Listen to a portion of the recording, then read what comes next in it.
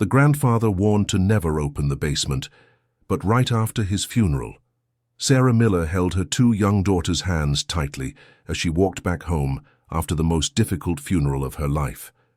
The bills were piling up on the kitchen table, and she had no idea how she would manage to keep the grandfather's house that was now her responsibility. That's when she found the rusty key among his belongings, along with a yellowed note that said in the old man's shaky handwriting, "Sarah, never open the basement. Promise you will never go down there." But the overdue electricity bills and the nearly empty refrigerator made her determination waver. "Mommy, what's that in your hand?" asked Sophie, her 7-year-old daughter, pointing to the old key. "It's just an old key, sweetie. Nothing important," replied Sarah, quickly putting the object in the pocket of the black dress she had borrowed from a neighbor for the funeral. Lily, just 4 years old, insistently tugged at the hem of her mother's skirt. The girl was tired and hungry, but Sarah knew there wasn't much to offer at home. Her cleaning lady's salary barely covered the basics, and now she had the costs of the inherited property to worry about. Grandfather Arthur's house was on a small rural property on the outskirts of the little town. The land was large, but it had been abandoned for years since the old man fell ill. Sarah had always believed that land wasn't worth much after all. Her grandfather lived very simply, almost in poverty. That night, after putting the girls to sleep in the room that was once hers, Sarah was alone in the kitchen, looking at the bills scattered on the table. The electricity bill was very high, not to mention what she owed at the market and the pharmacy. Her fingers nervously played with the key she had found. "Why didn't you want me to open the basement, Grandpa?" she murmured to herself, looking at the photo of the man who had raised her since she was a baby. For 3 days, curiosity ate away at her inside. Sarah would go down to the basement door, look at the old lock, but always remember her grandfather's words and go back up. However, when she received the electricity cut-off notice, her resistance finally gave way. The next morning, with the girls playing in the backyard, she went down the creaky wooden stairs that led to the house's basement. The key turned with difficulty in the rusty lock. When the door opened, a smell of mold and old paper filled her nostrils. The basement was full of dusty cardboard boxes and furniture covered with old sheets. In the corner, there was a table with various documents organized in piles. Sarah turned on the dim light bulb hanging from the ceiling and began to examine the papers. Her eyes widened as she found property deeds showing that her grandfather's land was much larger than she had imagined. Besides the main house, there were other surrounding lands totaling almost 50 hectares. The documents indicated that the property was worth a fortune. "This can't be real," she whispered, sitting down heavily on an old chair. Among the papers, she also found old certificates, purchase and sale contracts, and even a hand-drawn map showing the exact boundaries of the property. Everything was meticulously organized, as if her grandfather knew that one day she would need that information. Sarah ran up the stairs, her heart beating erratically. If those documents were real, she could sell part of the land and solve all her financial problems. Maybe she could even give Sophie and Lily a better life. Dear listener, if you're enjoying the story, please take a moment to leave a like, and especially subscribe to the channel. It really helps us, who are just starting out. Now continuing. But her joy was short-lived. The next day, an elegant middle-aged man knocked on her door. He introduced himself as Dr. Richard Sterling, was wearing an expensive suit that contrasted with the simplicity of that place.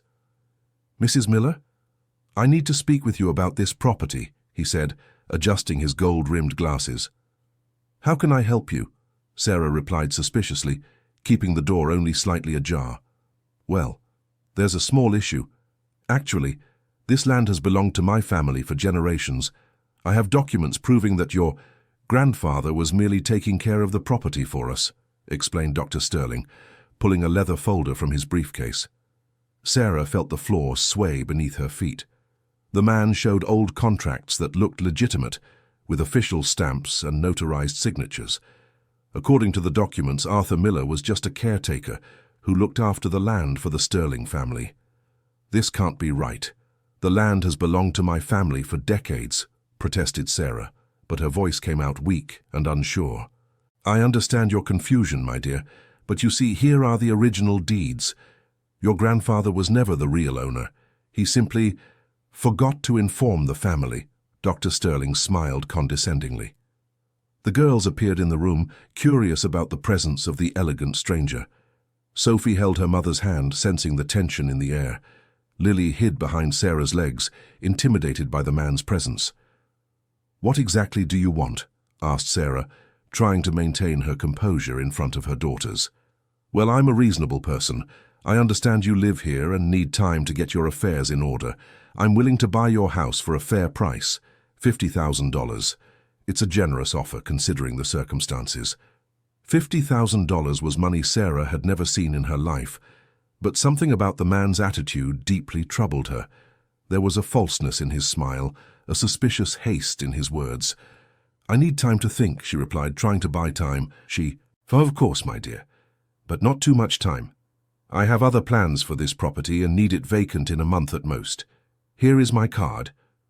Dr. Sterling left the small piece of paper on the table and headed for the door. After the man left, Sarah stood looking at the elegant card with gold lettering. Something wasn't right. Why had her grandfather never mentioned anything about being just a caretaker? Why had he kept all those documents so carefully? That night, after putting the girls to bed, she returned to the basement. This time she examined each paper more closely. There were property tax payment receipts dated 50 years back, always in the name of Arthur Miller.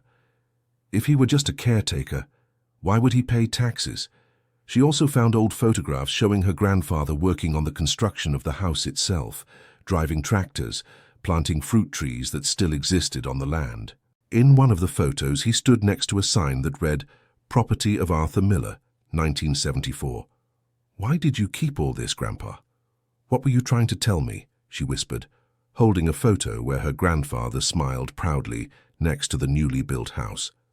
The next morning, she decided to seek out Mr. Bennett, the oldest lawyer in the little town, who had known her grandfather for decades. The office was in an old house in the center of town, with dusty books piled to the ceiling. "Sadie, how you've grown," said the old lawyer, rising to greet her. "I'm so sorry about Arthur's passing. He was an honorable man." "Mr. Bennett, I need your help." A man appeared saying our land isn't ours, that my grandfather was just a caretaker, explained Sarah, showing the documents Dr. Sterling had presented. The lawyer examined the papers carefully, his thick glasses sliding down his nose. After a few minutes, he shook his head gravely. "Sarah, these documents appear authentic. Documents. The signatures are convincing, the stamps are correct. If this is true, you really have no claim to the property," he said, handing back the papers. Sarah's world collapsed in that moment. If even Mr. Bennett confirmed the legitimacy of the documents, perhaps she really had to accept reality.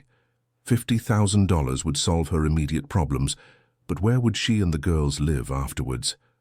Back at the house, she found Sophie and Lily playing in the yard with rag dolls she herself had sewn. The girls looked so happy in that simple place, running between the fruit trees, picking wildflowers to make crowns. "Mommy, why are you sad?" asked Sophie, always perceptive to her mother's feelings. "It's nothing, sweetheart. Mommy is just tired," lied Sarah, hugging both her daughters. "Is that fancy man coming back? I didn't like him," said Sophie, making a face. The girl's observation caught Sarah's attention. Children had a natural intuition for sensing false people. Perhaps she should trust her instincts more and investigate further before making any decision. That afternoon, she decided to visit Mrs. Martha, the closest neighbor, an 80-year-old lady who had lived in the area her whole life. The elderly woman's house was a kilometer away, but the walk was worth it. "Sadie, I've missed you. How are the girls?" Mrs. Martha greeted her with a warm hug and the traditional pot of coffee. "Mrs. Martha, you knew my grandfather well, right? Was he always the owner of the land, or did he work for someone?" asked Sarah, getting straight to the point. The elderly woman laughed loudly, shaking her white curls. "Girl, your grandfather bought that land with the sweat of his own brow. He worked for years on a distant farm to save up money. I remember when he arrived here, young and determined. He said he wanted to build something to leave for the children he would one day have. But he never married, never had children. That's right, fate played a trick on him. But when you showed up, just a little baby, he was so happy. He said God had sent him the daughter he always wanted. Mrs. Martha smiled tenderly. "What do you mean I showed up? I don't understand." The old woman's expression changed, as if she had said something she shouldn't have. "Oh, girl, that's old talk. The important thing is, your grandfather loved you like a true daughter. That land is rightfully yours. Don't let anyone convince you otherwise."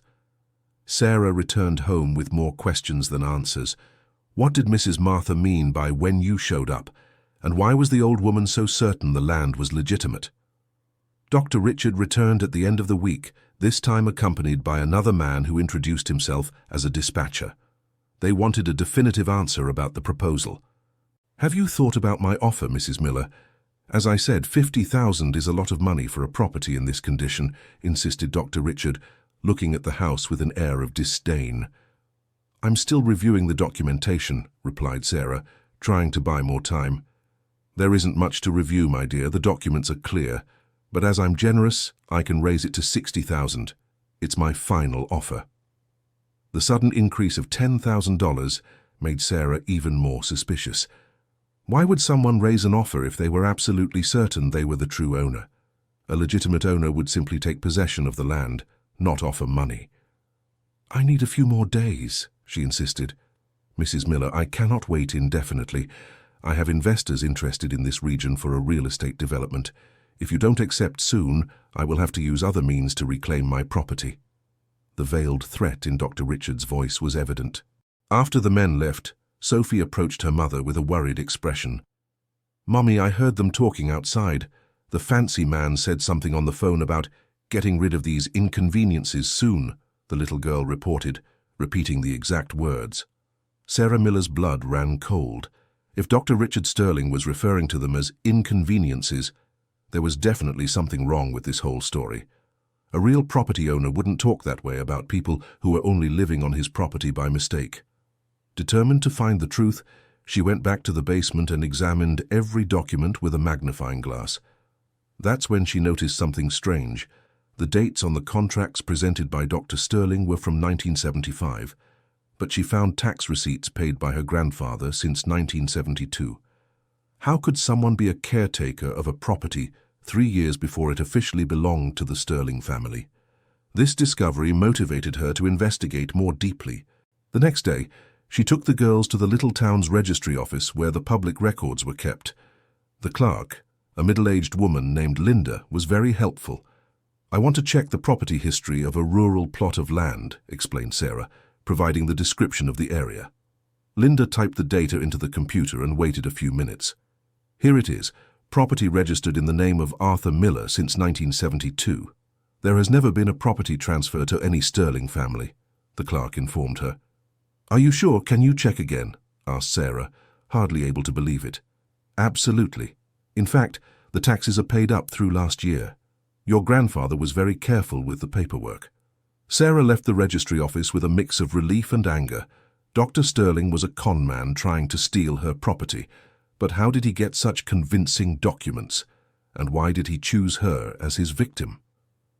Back home, she decided to do more detailed research on Dr. Richard Sterling. She asked her neighbor's son for help, a young college student who understood computers. Through the internet, they discovered there was no lawyer by that name registered with the State Bar Association. "Aunt Sarah, this man is a con artist. Look, I found several news articles about similar scams in other towns. Always the same scheme.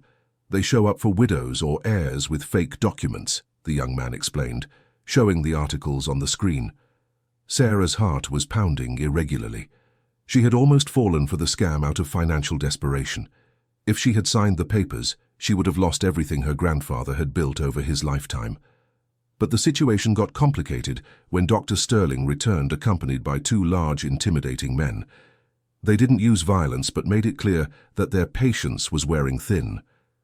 "Mrs. Miller, I've brought Mr. Stephen, my lawyer, and Mr. Peter, who will appraise the property for the lawsuit I will file if you don't accept our offer," announced Dr. Sterling in a threatening tone.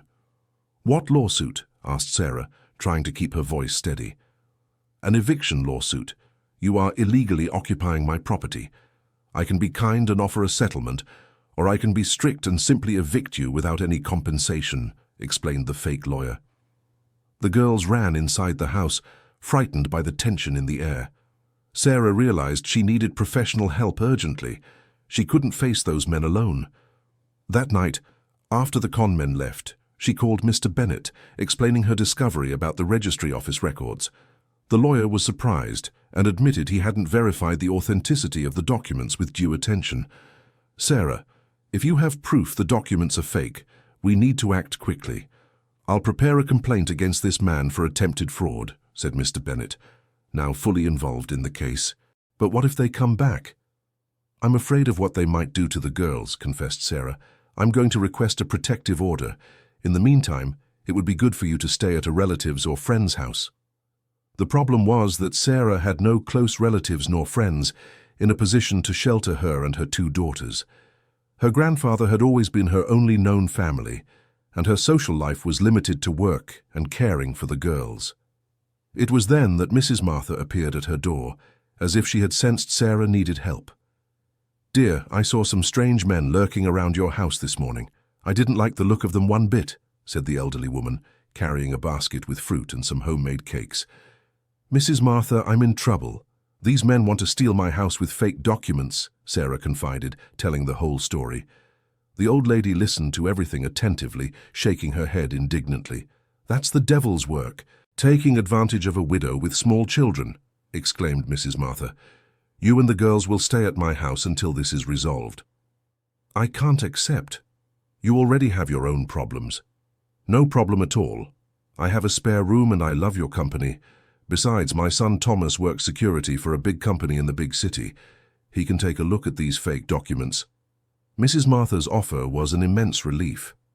Sarah packed some clothes for herself and the girls, locked up the house well, and they went to spend a few days at the neighbor's house.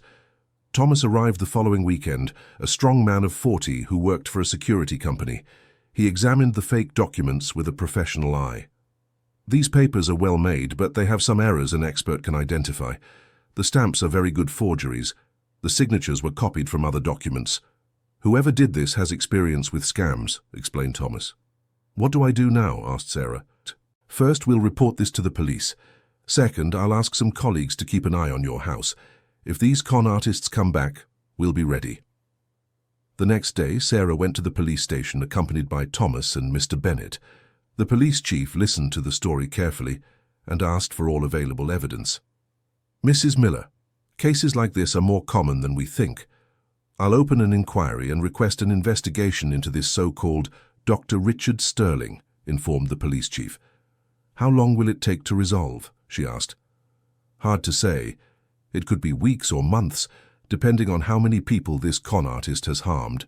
In the meantime, I'll arrange for some patrols around your property.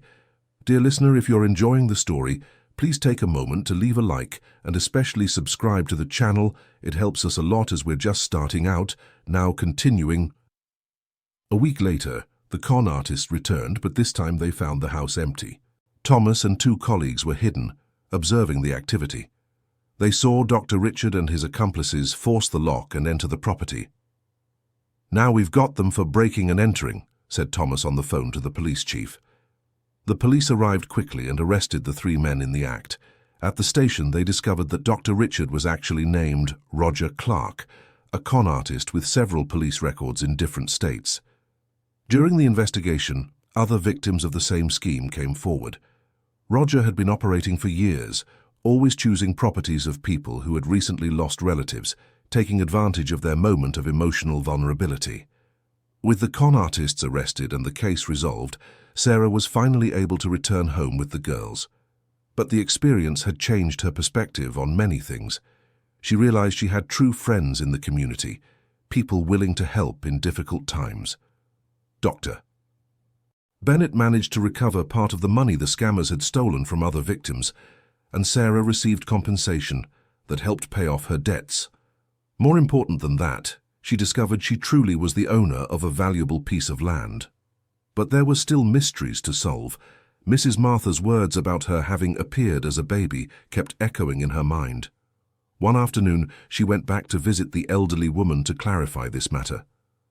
"Mrs. Martha, you said I appeared when I was a baby. What did you mean by that?" asked Sarah, helping herself to the traditional pot of coffee. The old woman sighed deeply, as if she had been carrying a weight for decades. "My dear, your grandfather asked me never to tell this, but now that he's gone and you've been through all these hardships, I think you deserve to know the truth," began Mrs. Martha, settling better into her chair. "What truth?" "You weren't Joachim's biological granddaughter. He found you abandoned on the doorstep of the house when you were about 2 months old. You were in a little basket with a note that only said, 'Please, take care of her, with love.'" Sarah felt as if she had been punched in the stomach. Everything she believed about her identity crumbled at that moment. If she wasn't Grandpa Joachim's granddaughter, who was she really? Where were her biological parents?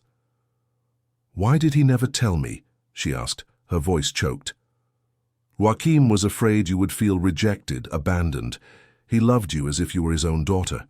To him, it didn't matter where you came from. It mattered that you found each other when you needed each other most."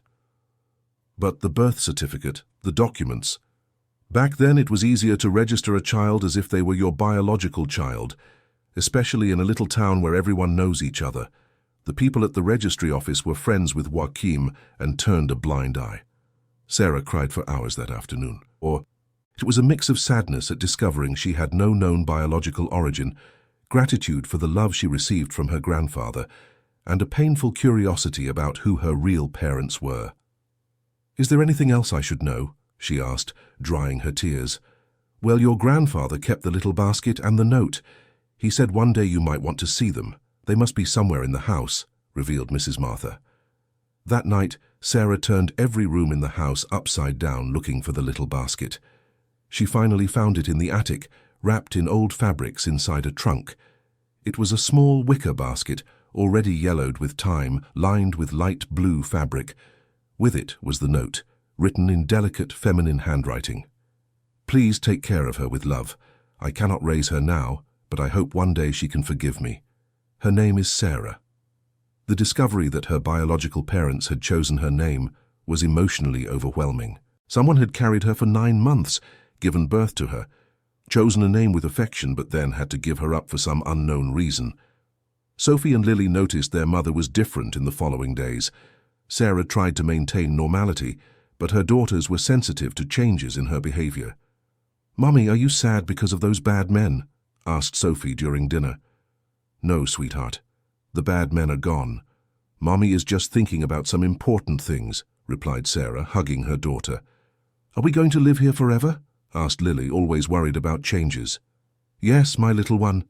This is our home, and no one will take us away from here." But inside, Sarah wrestled with deep existential questions. If she wasn't biologically related to Grandpa Joachim, did she really have a right to that property? Morally, would it be right to keep land that might not be her legitimate inheritance? Dr. Bennett reassured her by explaining that her grandfather had informally adopted her and raised her as his daughter for 40 years. This gave her all the legal inheritance rights, regardless of her biological origin. "Sarah, your grandfather left a will registered at the registry office. It clearly states that you are his sole heir. He may not have been your biological father, but he was your father, in every way that truly matters," explained the lawyer. This legal confirmation brought some relief, but it didn't cure her curiosity about her origins. Sarah began to investigate discreetly, talking to older people in the little town to see if anyone remembered details about that night 40 years ago. Mrs. Beatrice, who worked at the region's only hospital, vaguely remembered a young woman who gave birth alone on a winter dawn many decades ago. The girl disappeared before the doctors could even fully complete the paperwork. She was very young, probably not even 17. She seemed frightened, said she couldn't keep the baby. "Back then we didn't ask many questions, you know how it was," recounted Mrs. Beatrice. "Do you remember anything else? Her name, physical features?" "She was a pretty girl. Brown hair, light eyes. Her name was Mary something. She said she was from another town but didn't say which one." This information was little, but at least Sarah now knew her biological mother was very young when she got pregnant. That explained why she couldn't raise her daughter. She was probably just a frightened teenager who wasn't in a position to be a mother. Weeks passed without new discoveries. Sarah tried to focus on the present, her daughters, the house, her work as a cleaning lady. but there was always an unsettling void about her past. It was then that she received an unexpected visit. A lady of about 60 knocked on her door one Saturday afternoon. She was an elegant, well-dressed woman, with neatly styled grey hair and very familiar light eyes. "Are you Sarah Miller?" asked the visitor, her voice choked with emotion. "Yes, that's me. How can I help you? My name is Mary Elizabeth Clark. I am your mother." The world stopped in that moment. Sarah held onto the doorframe to keep from falling. How was this possible? After 40 years, her biological mother appeared in her life without warning. How did you find me?" she managed to ask. "I read about the conman case in the neighboring town's newspaper. When I saw your name, your address, your age, I knew immediately it was you. I've been trying to find you for 40 years, explained Mary Elizabeth, tears in her eyes. "Please, come in," invited Sarah, still in shock. The two sat in the simple living room while Sophie and Lily played in the backyard, unaware of the historic moment unfolding. Mary Elizabeth looked around with curiosity and emotion. "Arthur took good care of you. The house is cozy. You seem to be a good mother," observed Mary Elizabeth. "Why did you abandon me?" The question came out harsher than Sarah intended. Mary Elizabeth took a deep breath before answering. "I was 16 when I got pregnant. My family was very strict, too religious. When they discovered my pregnancy, they threw me out. The child's father, your father, was an 18-year-old boy who got terrified and disappeared when he found out about the pregnancy. And after I was born, I spent months living at a distant aunt's house, but she couldn't support me forever. I had no money, no job, no way to raise a baby. It was the hardest decision of my life, but I thought it would be better for you to have a chance with a family that could give you what I couldn't." Sarah understood the situation rationally, but emotionally she still felt a deep wound. "Did you ever try to look for me before?" "I did try. For years I searched for you. I returned to this region many times, asking everyone if they knew about a baby who had been found. But nobody knew anything, or they didn't want to tell. And how did you know I was here? Your grandfather, Arthur, he found me once, about 5 years after I left you. He said he was caring for an abandoned girl and suspected she might be my daughter, but he asked me not to appear in your life, said you were happy and that my presence would only confuse a small child." This revelation shocked Sarah. Her grandfather had known who her biological mother was for decades and had never said a word. "He would give me news about you from time to time, always from a distance, without you knowing. I knew when you started school, when you grew up, when you had your daughters. Arthur told me everything because he knew I never stopped loving you," continued Mary Elizabeth, crying openly now. "Why did you only appear now then?" "Because Arthur made me promise I would only look for you if something happened to him. He said you would need all the family possible to face the world. When I read in the newspaper about the troubles you went through, I knew it was time to break that promise." Sophie and Lily entered the room, curious about the presence of the crying visitor.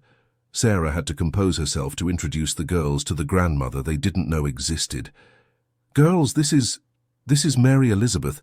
She is a friend of Mommy's," said Sarah, still processing how to explain all of that to small children. "Why are you crying?" asked Lily, always direct. "They're tears of joy, my little one. It had been a very long time since I'd seen your mommy," replied Mary Elizabeth, trying to control herself. The girls, with the natural ease of children, soon became interested in the elegant visitor. Mary Elizabeth had brought toys and sweets, quickly winning over the affection of the granddaughters who still didn't know they were her granddaughters. That night, after Mary Elizabeth left promising to return the next day, Sarah stayed up late processing all the information. She finally had answers to questions that had been tormenting her for weeks, but those answers brought new questions. How to build a relationship with a mother who was essentially a stranger. How to explain to the girls that they had a biological grandmother beyond the memory of the great-grandfather they barely knew. How to deal with the conflicting feelings of relief, anger, curiosity, and fear. The next morning, Mary Elizabeth returned bringing old photographs. She had kept all the memories of the pregnancy, ultrasounds, baby clothes that were never used, a diary where she recorded her feelings during those difficult months. "I kept all of this hoping for the day I could show you. I wanted you to know that, Even though I couldn't keep you with me, you were loved from the very first moment, explained Mary Elizabeth, spreading the memories on the kitchen table. Sarah leafed through the diary with curiosity. The pages revealed the thoughts of a frightened teenager, but one full of love for the daughter she was carrying. Mary Elizabeth had chosen the name Sarah because it meant courageous traveler, hoping her daughter would have the strength to face any difficulty in life. "Did you get married? Have other children?" asked Sarah, realizing she knew nothing about her biological mother's life. "I married at 25 to a wonderful man who knew my story and accepted me completely. We tried to have children for years, but we couldn't. You were always my only child, even from a distance," replied Mary Elizabeth. "Where do you live?" "In a town 100 kilometers from here. My husband has a small hardware store. We live simply but comfortably. He's eager to meet you and the girls if you'll allow it." The idea of meeting an unknown stepfather frightened Sarah a little, but Mary Elizabeth seemed sincere in her intentions. After 40 years apart, perhaps it was worth trying to build a family relationship. In the following days, Mary Elizabeth became a constant presence in the house. She helped with the girls, taught family recipes Sarah had never tasted, told stories about distant relatives she didn't know existed. Sophie and Lily quickly grew fond of Aunt Mary, as they began to call her. The older woman had a natural way with children and endless patience for games and childish questions. A week later, Mary Elizabeth brought her husband to meet the family. Thomas Hudson was a kind 65-year-old man with careful manners and an easy smile. He carried gifts for the girls and flowers for Sarah. "Sarah, it's an honor to finally meet you.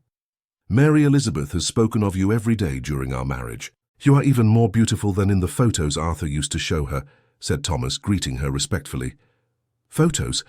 What photos?" asked Sarah, confused. Mary Elizabeth explained that Grandpa Arthur would meet with her once a year, always on Sarah's birthday, to show photographs and share news.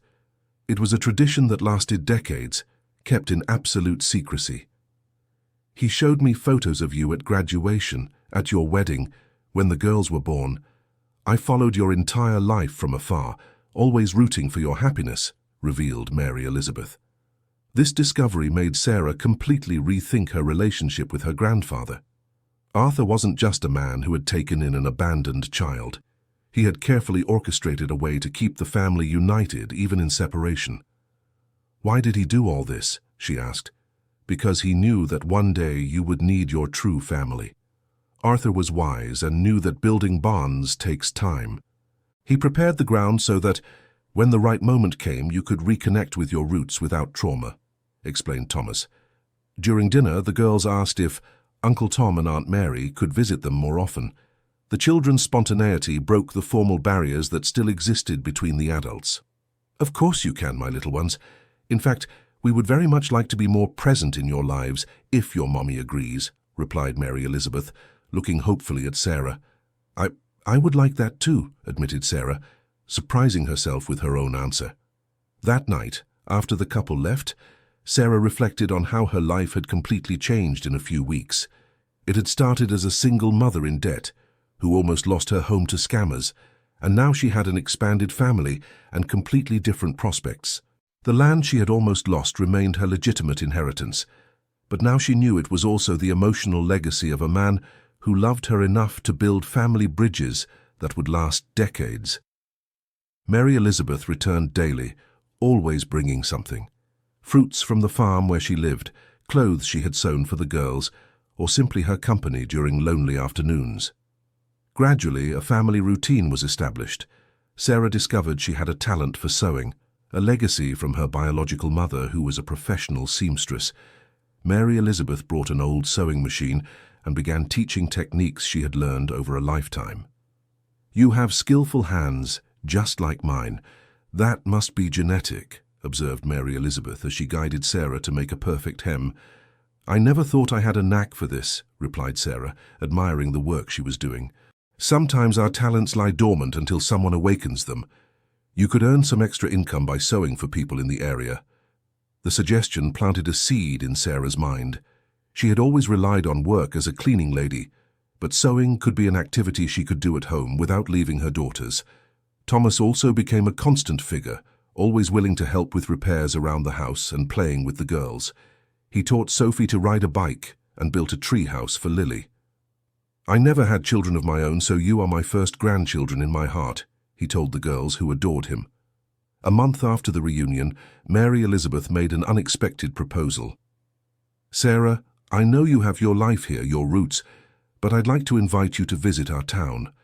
Thomas and I have a house with spare rooms, a big backyard where the girls could play. You could spend a few weeks with us, no strings attached." "I don't know. This has always been my home," Sarah hesitated. "I'm not asking you to move permanently. I just wanted you to see our routine, our town, the opportunities that exist there. There's a seamstress cooperative that always needs talented people." The proposal stirred something in Sarah. On one hand, she was afraid of drastic changes. On the other, she felt curious about the life she could have with her biological family. Sophie and Lily were excited about the idea of traveling and seeing a new town. For them, it was an exciting adventure without the emotional complications that affected the adults. "Can we bring our rag dolls?" asked Lily. "Of course, my little one. You can bring anything you want," replied Mary Elizabeth, hugging her granddaughter. After much thought, Sarah decided to accept the proposal for a 2-week visit. It would be an opportunity to get to know her biological mother better without any permanent commitments. The trip was scheduled for the following month. Sarah used the time to organize the house, ask Mrs. Martha to keep an eye on the property, and prepare the girls for the experience. Mr. Bennet was consulted about legal matters related to the inheritance during her temporary absence. He assured her there were no problems, especially with the scammers in jail and the case officially resolved. "Sarah, your property is safe. Use this time to get to know your family. You deserve this opportunity after everything you've been through," advised the old lawyer. In the week before the trip, Sarah felt a mix of anxiety and expectation. She was leaving for the first time the place where she had always lived, but she was also opening herself up to possibilities she had never considered. Mary Elizabeth visited daily to help with the preparations. She brought new suitcases for her daughter and granddaughters, insisting they needed to travel in style. She also provided suitable clothes for the weather in their town, which was colder. "I want you to feel at home from day one," said Mary Elizabeth, checking that nothing important had been forgotten. The farewell from Mrs. Martha was emotional. The elderly neighbor had become a second grandmother to the girls and a confidant for Sarah. "Go with God, girls. Make the most of this opportunity. But remember, you will always have a home here," said Mrs. Martha, hugging each one affectionately. The day of departure arrived with a cloudy sky that seemed to mirror Sarah's conflicting feelings. She was excited, but also apprehensive about the unknown. Thomas arrived with a comfortable van to pick up the family.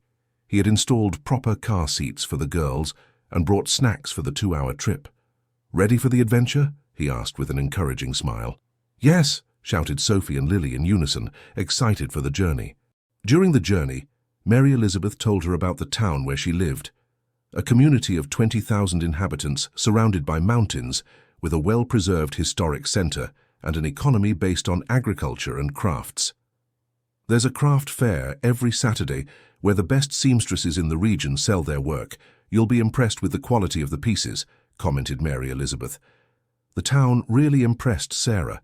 It was bigger than her little hometown, but it kept the charm of the countryside. The streets were tree-lined, the houses had well-kept gardens, and the mountains in the background created a stunning landscape. Mary Elizabeth and Thomas's house was modest but welcoming. It had 3 bedrooms, a spacious kitchen, a living room with a fireplace, and a backyard with fruit trees where the girls immediately began to explore. "This room was meant for the baby we never managed to have," said Mary Elizabeth, showing a room decorated in soft tones. "Now you can use it." Sophie and Lily were delighted with the room, which had old rag dolls, children's books, and a window with a view of the mountains. It was different from anything they knew, but welcoming in a special way. At the first dinner together, Thomas prepared a typical regional meal. The menu included dishes Sarah had never tasted before, but discovered were delicious. "Thomas is the best cook in town," joked Mary Elizabeth. "He's the one who cooks at home because I used to burn even water." "That's your mother's exaggeration. She makes the best homemade cakes in the region," replied Thomas, provoking laughter from the girls. Sarah observed the couple's dynamic with interest. They clearly loved each other and had a solid partnership built over decades. It was the kind of relationship she had always dreamed of having but never found. The next morning, Mary Elizabeth took Sarah to see the Seamstress Cooperative. It was a simple building in the town centre, where about 20 women worked creating handmade pieces for sale throughout the state. "We always need talented people. The pay is better than conventional jobs, and you can work your own hours," explained Claire, the cooperative's coordinator. Sarah was impressed with the organization and the quality of the work on display. There were elaborate dresses, hand-embroidered bedding, and unique accessories that clearly had a guaranteed market. "Would you like to do a trial? You could sew a simple piece so we can evaluate your work," proposed Claire. With Mary Elizabeth's guidance, Sarah spent the next afternoon creating a child's blouse with delicate embroidery. The work flowed naturally, as if she had always known how to do it. "This is perfect," exclaimed Claire upon seeing the finished piece. "You have a natural talent. If you decide to move here, you'll have a guaranteed spot." The real possibility of a new career in sewing left Sarah excited, but also confused. Would it be right to leave her grandfather's house to start over somewhere else? The girls adapted quickly to the new routine. Mary Elizabeth took them to explore the town every morning, visiting parks, libraries, and tourist spots. In the afternoon, they played in the backyard with neighbor children who quickly became friends. "Mum, it's really cool here. Can I live here forever?" asked Sophie at the end of the first week. "It's not that simple, sweetie. Our real home is back there with Mrs. Martha," explained Sarah. "But we can have 2 houses, right? One there and one here," insisted Lily with the simple logic of children. The idea of 2 houses planted a seed in Sarah's mind. Perhaps she didn't have to definitively choose between the 2 places. Perhaps she could maintain ties with both. On Sunday, the family went to the craft fair Mary Elizabeth had mentioned. Sarah was amazed by the variety and quality of the products on display. There were pieces costing hundreds of dollars that sold quickly to tourists and collectors. "Your work could be here too," observed Mary Elizabeth, pointing to a stall of embroidered children's clothing. "I never imagined sewing could be such a serious business," admitted Sarah. "Here in the countryside, quality craftsmanship is highly valued. There are people who order specific pieces and pay very well for distinctive work." During the second week, Sarah began to seriously consider the possibility of moving. The cooperative offered real opportunities for professional growth. Mary Elizabeth and Thomas provided the family support she had always lacked, and the girls were visibly happier. But the decision wasn't simple. It would mean abandoning her grandfather's house, distancing herself from Mrs. Martha, leaving behind all the roots she had built over 40 years. On the last night of the visit, Mary Elizabeth had a frank talk with her daughter. "Sarah, I don't want you to feel pressured to make a decision now. I know it's complicated to leave your life behind, but I want you to know that here you will always have a family that loves you and opportunities to grow." "I feel like I would be betraying Grandpa Arthur's memory if I abandoned his house," confessed Sarah. "My dear, Arthur raised you to be happy and independent. He would be proud to see you growing professionally and surrounded by family.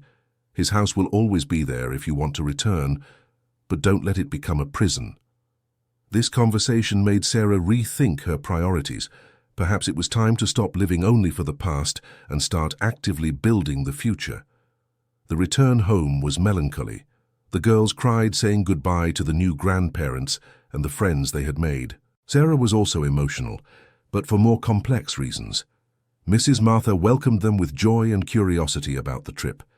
She prepared the girls' favorite lunch and wanted to hear every detail of the adventure. "So, how was it? Did you like the new city?" asked the elderly neighbor. "It was wonderful, Mrs. Martha, but also confusing. I no longer know what the right thing to do is," Sarah confided. "Dear, there is no right or wrong decision in these situations. There is only the decision that makes you feel most complete as a person and a mother." Mrs. Martha's wise words echoed in Sarah's mind in the following days. She began to observe her current routine with new eyes, evaluating whether she was truly happy or just comfortable with the familiar. Her work as a cleaning lady offered no prospects for growth. The income was insufficient to give the girls the opportunities they deserved. Socially, her life was limited to Mrs. Martha and a few superficial acquaintances. On the other hand, in Mary Elizabeth City, she had experienced a sense of family belonging she had never had. The professional opportunities were concrete and promising. The girls had access to more educational and social activities. 2 weeks after returning, Mary Elizabeth called with an unexpected proposal. "Sarah, I spoke with Claire from the cooperative. She would like to partner with you. You could work from home sewing custom pieces, and we would pick up the products once a month. That way you wouldn't need to move immediately, but you could start building a clientele." The proposal was perfect. It allowed Sarah to test her professional skills without completely abandoning her current life. It was a bridge between the two worlds vying for her attention.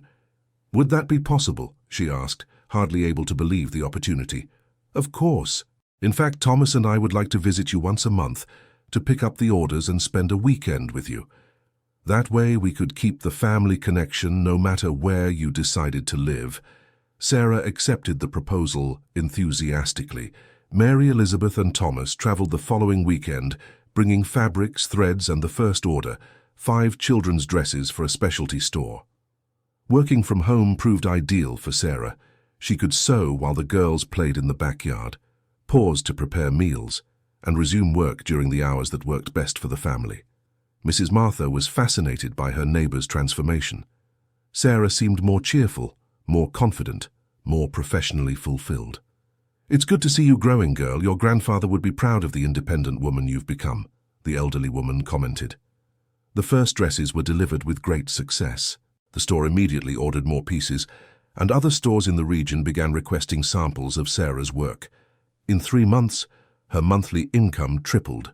She managed to pay off all outstanding debts, make some improvements to the house, and even save money for the girls' future. But the most important thing was how professionally fulfilled she felt. Each sewn piece was a unique work of art, something that could hardly be reproduced industrially. There was immense pleasure in creating something beautiful with her own hands. Sophie and Lily also benefited from the new situation. With their mother working from home, they had more attention and actively participated in the creations, suggesting colors, helping with small tasks, learning about the value of handmade work. Mary Elizabeth and Thomas kept their promise of monthly visits. Each meeting strengthened the family bonds more and created precious memories for the girls. They brought gifts, told stories, and always brought new work orders. After 6 months in this routine, Sarah realized she had found a perfect balance between past and future. She kept her roots in her grandfather's house, but had embraced growth opportunities she had never imagined before. The rural property, which she almost lost to scammers, had transformed into a solid foundation for a new life. The basement her grandfather had asked her never to open had revealed not only important documents, but the path to discovering her true identity and family. On a special afternoon, Sarah decided to show the basement to Mary Elizabeth. They went down the wooden stairs together and explored the documents that had changed everything. Arthur was truly a special person. "He kept all this knowing that one day you would need this evidence," observed Mary Elizabeth, leafing through the old deeds. "Sometimes I feel he planned everything, preparing me to discover my origin when I was mature enough, secretly keeping in touch with you to facilitate our reunion, even leaving clues about the property's value. Wise men can sometimes see farther than the rest of us. He wanted to make sure you had all the necessary tools to build a full life." In that moment, in the basement that had been forbidden for so many years, Sarah fully understood the extent of the love her grandfather had shown. Every secret kept was a gift carefully prepared for the right time. 1 year after the first visit to Mary Elizabeth's town, Sarah made a final decision about her future. She decided to keep her grandfather's house as her main residence, but spend 2 months each year in her biological mother's town. This solution allowed the girls to have access to 2 different worlds: rural tranquility with Mrs. Martha and urban opportunities with their biological grandparents. They grew up bilingual in experiences, learning to value both the simplicity of the countryside and the possibilities of the little town. Professionally, Sarah established herself as one of the most respected handmade seamstresses in the region. Her pieces were sold in boutiques in larger cities, and she developed exclusive collections that always had a waiting list. The cooperative offered her a partnership to open a branch in her hometown. The project became a reality 2 years later, generating jobs for other women in the region and boosting the local economy. Mrs. Martha, despite her advanced age, became the informal supervisor of the branch, teaching old embroidery stitches she had learned from her own grandmother. Her participation brought a historical and cultural dimension to the work that customers greatly valued.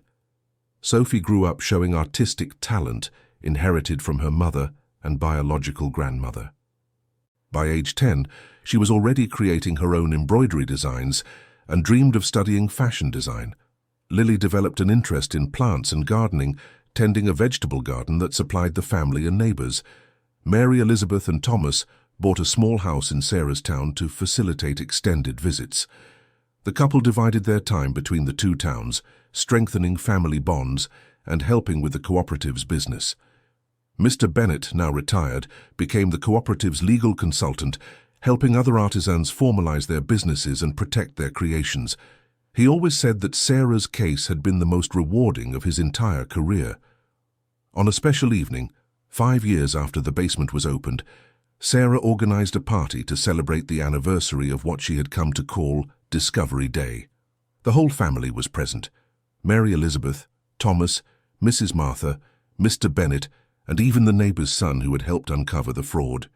"I'd like to make a toast," said Sarah, raising a glass of grape juice, "to Grandpa Arthur, who kept secrets not to hide the truth from us, but to prepare us for it, and to all of you, who turned a small family into a large, united family." "To Grandpa Arthur," shouted Sophie and Lily, always excited about celebrations. "To the family built with love and patience," added Mary Elizabeth, moved. That night, after everyone had left, Sarah went down once more to the old basement. But now it held no secrets. It had become an organized storage space for fabrics, threads, and sewing materials. The space that was once forbidden had transformed into the productive heart of her new life. She picked up one of the last photos of her grandfather and looked at it fondly. "Thank you, Grandpa, for loving me enough to prepare me to discover who I really am, for building bridges I didn't even know existed, for teaching me that family isn't just blood, it's a daily choice to love and care for each other." Sarah placed the photo over her heart and climbed the stairs. Upstairs, her daughters slept peacefully, surrounded by the love of a family that had grown in an unexpected but perfect way. The house was quiet, but full of life and possibilities. In the backyard, the trees planted by Grandpa Arthur decades ago continued to bear fruit. The flowers that Mary Elizabeth had secretly planted on his grave had been transplanted to the house's garden, creating a living memorial of love and gratitude. The rural property that was almost lost to scammers had become not only the home of a reconstituted family, but the center of a small empire of artisanal sewing that benefited the entire local community. And so, the warning to never open the basement revealed itself not as a prohibition, but as protection. Grandpa had stored there not just documents and evidence, but the keys to a future even he could not have fully imagined. Dear listener, if you're enjoying the story, please take a moment to like and especially subscribe to the channel. It helps us a lot as we're just starting out. Now continuing. The following years brought more growth and consolidation for the expanded family. The Seamstress Cooperative became a statewide reference for quality craftsmanship, with products exported to other regions of the country. Sophie, now a teenager, developed a line of youth clothing that combined traditional embroidery techniques with modern design. Her creations became popular among schoolmates and soon became an official product of the cooperative. "Mom, I want to study fashion design at university," announced Sophie one Sunday afternoon after spending hours sketching new designs. "It's your dream, my girl. We'll find a way to make it happen," promised Sarah. Knowing the cooperative's business was already generating enough income to invest in the girl's higher education. Lily, in turn, transformed the vegetable garden into a sustainability project that supplied the entire cooperative with herbs for teas and natural seasonings that were included as gifts with special orders. "One day I want to study agriculture and teach other people how to grow their own food," declared Lily, always practical and determined. Mary Elizabeth, now over 70, remained active in the cooperative, but began passing more responsibilities to Sarah.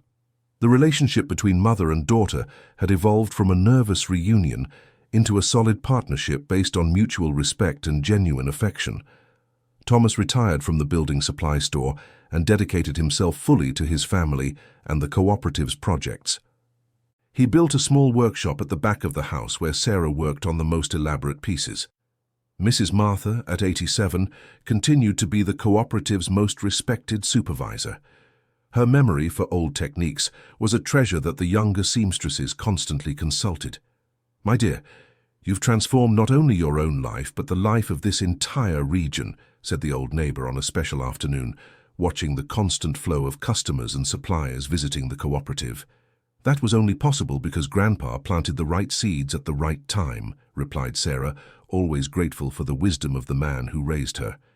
In an emotional ceremony, the local city hall declared the cooperative a cultural heritage of the city, recognizing its importance in preserving craft traditions and generating local employment.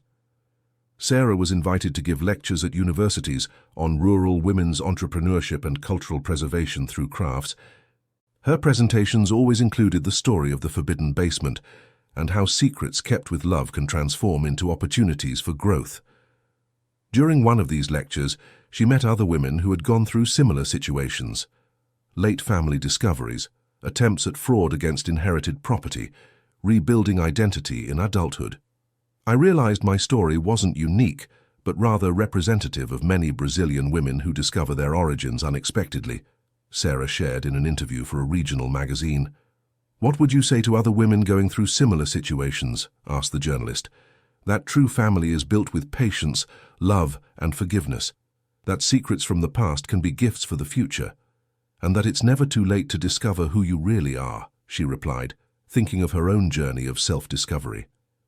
Grandfather Arthur's house underwent careful renovations that preserved its original structure, but added modern comforts. The basement was completely renovated and transformed into the cooperative's showroom, where special clients could see the handmade creation process up close. A bronze plaque was installed at the property's entrance: "Arthur Miller, a man who planted love and reaped family." The tribute was the girls' own idea, wanting to perpetuate the memory of the great-grandfather they had never met personally, but whose influence had completely shaped their lives. On the 10th anniversary of the discovery of the basement, the family organized a big party that brought together hundreds of people: clients from the cooperative, suppliers, employees, neighbors, distant relatives who had been located over the years. Mary Elizabeth gave an emotional speech about second chances and love that transcends time and distance. Thomas played guitar and sang songs that Arthur used to hum during the secret visits he made to tell stories about Sarah. Mrs. Martha, despite her advanced age, was radiant seeing the result of so many years of friendship and mutual care. She had become the unofficial matriarch of that entire extended family. Mr. Bennett, retired but still sharp, recalled the tense moments when the con artist threatened the property, contrasting it with the prosperity and security the family enjoyed at that moment. Sophie and Lily, now young adults, presented a joint project to transform part of the property into a training center for young artisans, ensuring that family and regional traditions would continue to be passed on to future generations. "We want other girls to have the same opportunities we had, to learn a trade, build financial independence, and discover that family is much more than blood ties," explained Sophie, "and that they also learn about sustainability, family farming, and environmental preservation," added Lily, always focused on ecological issues. The project was unanimously approved by those present. Local business owners offered funding, nearby universities committed to technical support, and public agencies guaranteed tax incentives for the initiative. That night, after all the guests had left, Sarah went down once more to the old basement. But now she wasn't alone. Mary Elizabeth, Sophie, and Lily accompanied her on this symbolic visit to the place where it all began. Grandpa Arthur could never have imagined that his secret basement would become the cradle of so many opportunities, observed Sophie, admiring the transformation of the space. "He knew you were special, my dear, Perhaps he didn't know exactly how, but he trusted you would find your way, said Mary Elizabeth, hugging Sarah tenderly. The important thing is that he planted seeds of love and trust that sprouted at the right time, philosophized Lily, always wise for her age. Sarah looked around the space that was once forbidden and now represented freedom, discovery and growth. The walls that had held secrets for decades now proudly displayed the family's and the cooperative's creations. Thank you, Grandpa, for teaching me that some secrets are kept not to hide, but to protect until we are ready for the truth, she whispered, touching the wall where she had found the first documents. Climbing the stairs for the last time on that special date, Sarah reflected on the extraordinary journey that began with curiosity about an old key. A simple decision to open a forbidden door had revealed not just documents and properties, but an entirely new family and professional identity. The rural property she had almost lost under pressure from con artists had become the center of a social enterprise benefiting dozens of families. The biological mother she never knew had become a business partner and a devoted grandmother. The daughters who grew up in financial hardship now had access to quality education and solid professional prospects. And all of this because a wise man named Arthur Miller knew how to love an abandoned child with enough patience to carefully prepare her future, keeping secrets that would one day transform into the keys to a full and prosperous life. End of the story. This was a fictional story created to touch our hearts. Now tell us what you thought. Do you believe Sarah made the right decisions throughout her journey? We would love to read your honest opinion. Thank you very much for your company. Don't forget to leave your like and subscribe to the channel for more moving stories.